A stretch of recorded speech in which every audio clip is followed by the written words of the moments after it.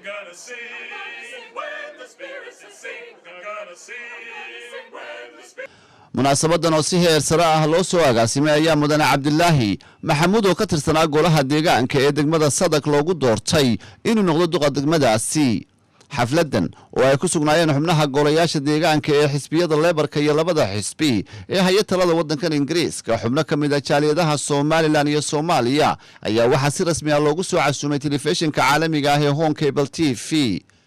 doorashada kadib oo aan Maayir Cabdilaahi weydiiyay dareenkiisa ayaa waxa uu yiri aad iyo aad baan ugu faraxsanahay koleyba because meeshii dadkii wadanka lahaa ee Ingiriiska ku noolaayeen ayay tusaale u noqotay inaan dhaxgalnay oo aan meelo jago waaweyn ka qabsanay oo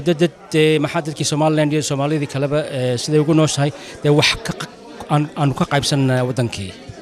maraan Maayir Cabdilaahi weydiiyay maadaama uu wado u heli karo madaxda sare ee wadankan Ingiriiska asal ahaan uu ka soo jeedo qoomiyadda Somaliland waxa uu ka qaban karo qadiyadda Somaliland ayaa waxa uu ku jawaabay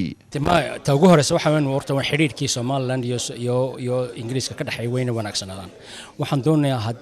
aqoonsigii horta la raadinayay ayaan doonayaa meel ka gaadhno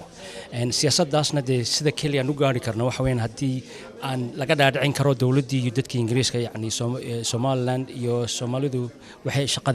shaqada imka ku jirto meesha heerkay marayaan iyo nabadgelyada wadanka leeyihiin iyo taageerkay u baahan yihiin waana tusaaleena marka taa kuleba xagaas way naga wanaagsanto waan xoojinaa arintaas aad baan xoojinaa. munaasabadan lagu dooranayay Maayir Cabdilaahi Maxamuud ayaa jaaliyada Somaliland iyo jaaliyada Soomaaliya ka soo qayb gashay ayaa waxa iyaguna ka muujiyeen dareenkooda hadaladoodina waxa kamid ahaa aad baan ugu faraxsanahay in maantay Councillor Cabdi loo doorto Maayir waa nin aad u soo shaqeeyay aad iyo aad buu ugu mahadsan yahay waxaana u mahadcelinayaa xaaskiisa Caroline oo aad u support gareysay marka waxaan leeyahay congratulations